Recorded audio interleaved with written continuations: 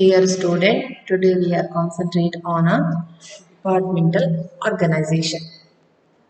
Departmental organization. An American expert in public administration, Luther Gulick identified four bases, the creating the departmental and divisional work. It is a basis of the work or departmental work. First one is purpose principle. Purpose principle. Second one, process principle. Third one, person principle. Place principle. Four principles: purpose principle, process principle, persons principle, and place principles. These are the four principles.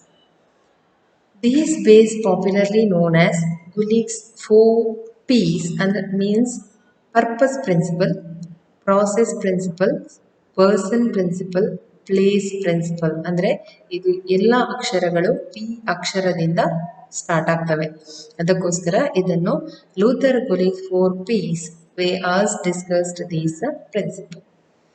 The first one, purpose or functional principle. Purpose or functional principle, ಉದ್ದೇಶಪೂರ್ವಕ ಕಾರ್ಯತತ್ವ ಎಂಬುದಾಗಿ ನಾವು ಇದನ್ನು ಕರಿತೇವೆ. When administrative business is organised on the basis of nature of function, nature ಅದರ ಸ್ವರೂಪ, ಒಂದು ಕಾರ್ಯದ ಸ್ವರೂಪವನ್ನು ಆಧರಿಸಿ ನೀವು ಕೆಲಸವನ್ನು purpose, then system is called, organization is called as a functional or purpose principle. ಇದನ್ನು ನಾವು ಉದ್ದೇಶಪೂರ್ವಕವಾಗಿ ಸ್ಥಾಪಿಸಿದಂತಹ ಕೆಲವೊಂದು ವಿಷಯಗಳನ್ನು ನಾವಿದರಲ್ಲಿ ನೋಡಬಹುದಾಗಿದೆ. ಯಾವುದೇ ಒಂದು ಸಂಘಟನೆಯು, ಯಾವುದೇ ಒಂದು ಡಿಪಾರ್ಟ್ಮೆಂಟ್ ಉದ್ದೇಶಪೂರ್ವಕ ಅಂದರೆ ಕೆಲವು ಉದ್ದೇಶಗಳನ್ನು ಇಟ್ಟುಕೊಂಡು ಸ್ಥಾಪನೆಯಾಗಿದ್ರೆ ಆಗ ನಾವು ಅದನ್ನ ಉದ್ದೇಶಪೂರ್ವಕವಾದ ಕಾರ್ಯತತ್ವ, ಉದ್ದೇಶ ಅಥವಾ ಕಾರ್ಯತತ್ವ, purpose of principle functional principle ಎಂಬುದಾಗಿ ನಾವು ಅದನ್ನು ಕರಿತೇವೆ. ಈಗ ಶಿಕ್ಷಣ ಇಲಾಖೆ, ಅದಕ್ಕೆ ಎಕ್ಸಾಂಪಲ್ ನಾವು ಕೊಡೋದಾದ್ರೆ ಶಿಕ್ಷಣ ಇಲಾಖೆ, ಎಜುಕೇಶನ್ ಡಿಪಾರ್ಟ್ಮೆಂಟ್ ಉದ್ದೇಶ ಇದೆ ಅದಕ್ಕೆ ಎಜುಕೇಶನ್ ಅನ್ನ ಕೊಡುವಂಥದ್ದು. ಏನು ಎಜುಕೇಶನ್, ಎಷ್ಟು ಎಜುಕೇಶನ್, ಯಾರಿಗೆ ಎಜುಕೇಶನ್, ಎಲ್ಲಿವರೆಗೆ ಎಜುಕೇಶನ್. ಆ ಎಜುಕೇಶನ್ ಕೊಡುವುದಾದ್ರೆ ಅದನ್ನ ಹೇಗೆ ಕೊಡಬೇಕು, ಅದನ್ನ ಹೇಗೆ ಸಂಘಟಿಸಬಹುದು, ಅಥವಾ ಕೊಡುವ ಎಜುಕೇಶನ್ ಅನ್ನ ಹೇಗೆ ಇಫೆಕ್ಟಿವ್ ಆಗಿ ಬಳಸಿಕೊಳ್ಳಬಹುದು, ಜಾಬಿಗೆ ಅದನ್ನ ಹೇಗೆ ಓರಿಯೆಂಟೆಡ್ ಆಗಿ ಮಾಡಬಹುದು, ಅಥವಾ ಎಜುಕೇಶನ್ ಕೊಟ್ಟರೆ ಅದರಲ್ಲಿ ಎಷ್ಟು ಅದರ ಉಪಯೋಗ ಇದೆ, ಇದೆಲ್ಲ ಪರ್ಪಸ್ ಅಂದ್ರೆ ಉದ್ದೇಶ ಇಟ್ಟುಕೊಂಡು ಇರುವಂತಹ ಸಂಘಟನೆಗಳಿಗೆ, ಡಿಪಾರ್ಟ್ಮೆಂಟ್ಗಳಿಗೆ ನಾವು ಅದನ್ನ ಉದ್ದೇಶಪೂರ್ವಕ ಪರ್ಪಸ್ಫುಲ್ ಪ್ರಿನ್ಸಿಪಲ್ ಅಂತ ಕರಿತೇವೆ. For example, if the promotion of education is called education department for the development of the industry, a department of industry. Here purpose means major task that is to be performed. Purpose-based organization are oriented essentially towards accomplishing some specific board task.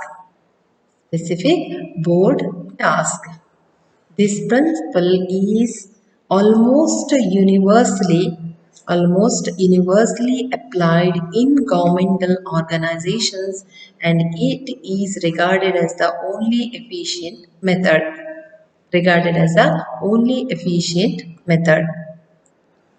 What are the merits in the purpose principle?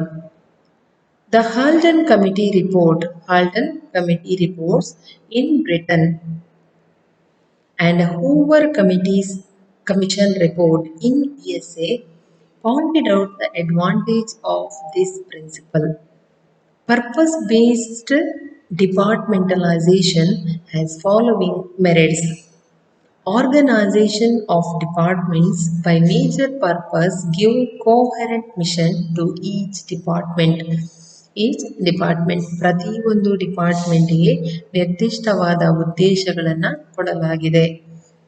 A purpose-based department eliminates overlapping of functions and duplication of work and thus achieves economy in organization.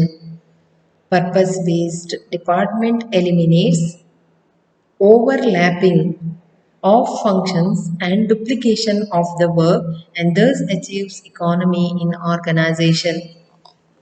ಯಾವುದೇ ಕಾರಣಕ್ಕೂ ಇಲ್ಲಿ ಏನಂತ ಹೇಳಿದ್ರೆ ಉದ್ದೇಶಗಳ ಆಧಾರದ ಮೇಲೆ ಇಲಾಖೆಗಳು ರಚನೆಗೊಂಡ್ರೆ ಅದಕ್ಕೆ ಇಲಾಖೆಗಳಿಗೂ ಸುಸಂಬದ್ಧವಾದ ಅಂದ್ರೆ ಅದಕ್ಕೆ ಸಂಬದ್ಧವಾದ ಧ್ಯೇಯ ಒಂದು ಇರುತ್ತದೆ.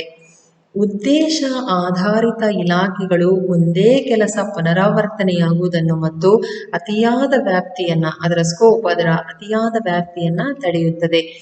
ಮಿತ ವ್ಯಯವನ್ನ ಸಾಧಿಸುವುದರ ಜೊತೆಗೆ ಸಮಯವನ್ನು ಕೂಡ ಉಳಿಸ್ತದೆ. ನೆಕ್ಸ್ಟ್, ಉದ್ದೇಶ ಆಧಾರಿತ ಇಲಾಖೆಗಳ ಗುರಿಗಳನ್ನು ಜನ ಸ್ಪಷ್ಟವಾಗಿ ನಾವು ಗುರುತಿಸಬಹುದು. ಯಾವುದೇ ಉದ್ದೇಶ ಏನಿದೆ ಅಂದ್ರೆ ಎಜುಕೇಶನ್ ಡಿಪಾರ್ಟ್ಮೆಂಟ್ ಏನು ಕೇಳಿದಾಗಲೇ ನಮ್ಗೆ ಗೊತ್ತಾಗತ್ತೆ ಅದು ಏನು ಅನ್ನೋದು ಸ್ಪಷ್ಟವಾಗಿ ಅರಿಯಬಹುದು. ಯಾವುದೇ ಕಷ್ಟ ಇಲ್ಲದೆ ತಮ್ಮ ಸಮಸ್ಯೆಗಳಿಗೆ ಸಂಬಂಧಪಟ್ಟ ಇಲಾಖೆಗಳನ್ನ ಜನರು ಭೇಟಿಯಾಗಬಹುದು.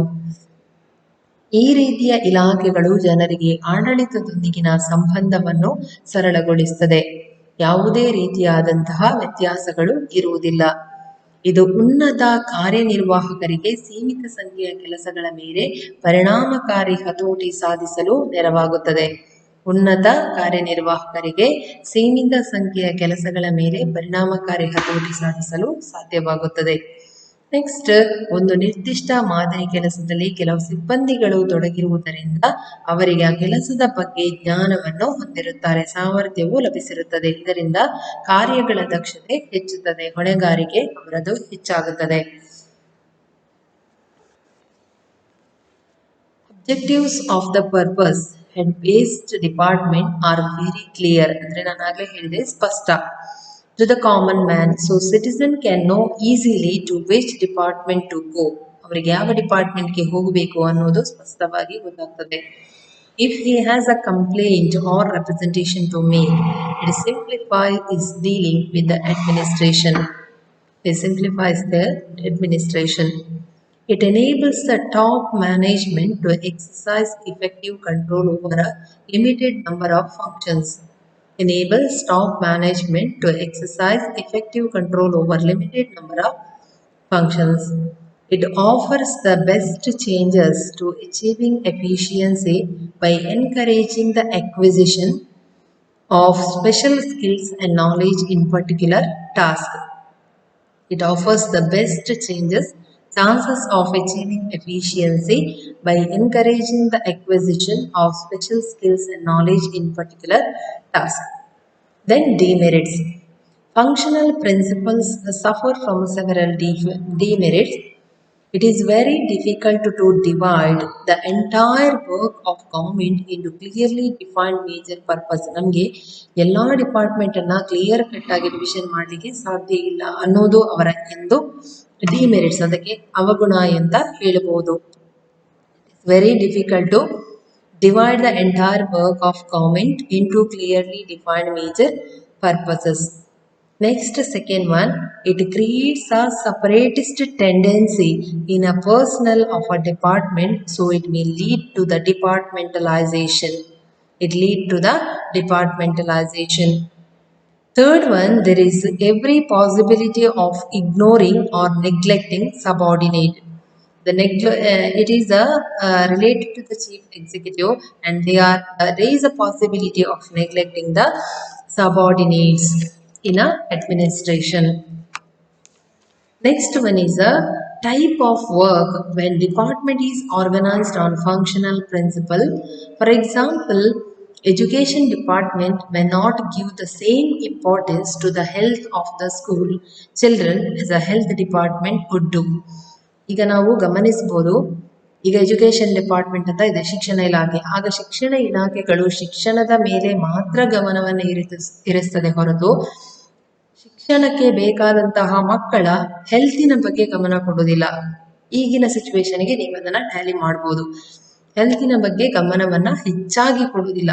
ಅಂದ್ರೆ ಗಮನವನ್ನ ನೀಡಿದ್ರು ಕೂಡ ಅಷ್ಟು ಇಫೆಕ್ಟಿವ್ ಆಗಿ ಅದು ಹೆಲ್ತ್ ಡಿಪಾರ್ಟ್ಮೆಂಟ್ ನೀಡುವ ಏನು ಗಮನವನ್ನ ಎಜುಕೇಶನ್ ಡಿಪಾರ್ಟ್ಮೆಂಟ್ ಅವರಿಗೆ ನೀಡಲಾಗುವುದಿಲ್ಲ. ಇದನ್ನ ನಾವು ಗಮನಿಸಬಹುದಾಗಿದೆ. The functional form tends to hinder organizational unity and the harmony because the heads and other members of individual functional department tend to develop the functional basis. The functional forms tends to hinder organizational unity and the harmony because the heads and the other member of individual functional department tend to develop the functional basis. All these are the demerits of the principal organization. ಇಡೀ ಸರ್ಕಾರದ ಕೆಲಸವನ್ನ first one, ಇಡೀ ಸರ್ಕಾರದ ಕೆಲಸವನ್ನ ನಮಗೆ division ಮಾಡಲಿಕ್ಕೆ ಸಾಧ್ಯ ಇಲ್ಲ. ಸೆಕೆಂಡ್ ಒನ್, ಉದ್ದೇಶ ಆಧಾರಿತ ಇಲಾಖೆಗಳು ಅವರ ಸಿಬ್ಬಂದಿಗಳಲ್ಲಿ ಪ್ರತ್ಯೇಕತಾ ಮನೋಭಾವವನ್ನು ಮೂಡಿಸುತ್ತದೆ. ಅಂದ್ರೆ ಡಿಪಾರ್ಟ್ಮೆಂಟಲ್ ವರ್ಕ್ ಡಿವಿಷನ್ಗಳು ಅದರಿಂದ ಸಂಕುಚಿತವಾದ ಇಲಾಖಾ ಮನೋಭಾವ ಸಿಬ್ಬಂದಿಗಳಲ್ಲಿ ಬೆರೆದು ಅದು ಕಾರ್ಯಾಚರಣೆಗೆ, ಸರ್ಕಾರದ ಕಾರ್ಯಾಚರಣೆಗೆ ಅದು ಅಡ್ಡಿಯನ್ನ ಮಾಡಬಹುದಾಗಿದೆ. ನೆಕ್ಸ್ಟ್, ನಿರ್ವಹಿಸಬೇಕಾದ ಕಾರ್ಯಗಳನ್ನು ಉದ್ದೇಶ ಆಧಾರಿತವಾಗಿ ಕಟ್ಟುನಿಟ್ಟಾಗಿ ಪ್ರತ್ಯೇಕಿಸುವುದರಿಂದ ಕೆಲವು ಸಣ್ಣ ಪುಟ್ಟ ಕಾರ್ಯಗಳು ಕಡೆಗಣಿಸಲ್ಪಡುತ್ತದೆ. ಈಗ ಶಿಕ್ಷಣ ಇಲಾಖೆಯ ಬಗ್ಗೆ, ಮಕ್ಕಳ ಆರೋಗ್ಯದ ಬಗ್ಗೆ ನಾನಾಗಲೇ ಹೇಳಿದೆ, ಮಕ್ಕಳ ಕಾಳಜಿಯನ್ನ ವಹಿಸದೇನೂ ಇರಬಹುದು, ಯಾಕೆಂದ್ರೆ ಅದು ಹೆಲ್ತ್ ಡಿಪಾರ್ಟ್ಮೆಂಟ್ ಅನ್ನುವ ಕಾರಣಕ್ಕೋಸ್ಕರ. ನೆಕ್ಸ್ಟ್, ಕಾರ್ಯಾಧಾರಿತ ಇಲಾಖೆಗಳ ರಚನೆಯು ಸರ್ಕಾರಿ ಸಂಸ್ಥೆಗಳ ಏಕತೆಗೆ ಮತ್ತು ಸಮನ್ವಯತೆಗೆ ಧಕ್ಕೆಯನ್ನ ತರುತ್ತದೆ. ಏಕೆಂದ್ರೆ ಇಲಾಖಾ ಸಿಬ್ಬಂದಿಗಳ ನಡುವೆ ಕಾರ್ಯಗಳ ಬಗ್ಗೆ ಪಕ್ಷಪಾತ ನೀತಿ ಪ್ರಾರಂಭವಾಗಿ ಅದು ತಿಕ್ಕಾಟಕ್ಕೆ ಕೂಡ ಆರಂಭ ಆಗಬಹುದು. All these are the demerits of the principal's organization.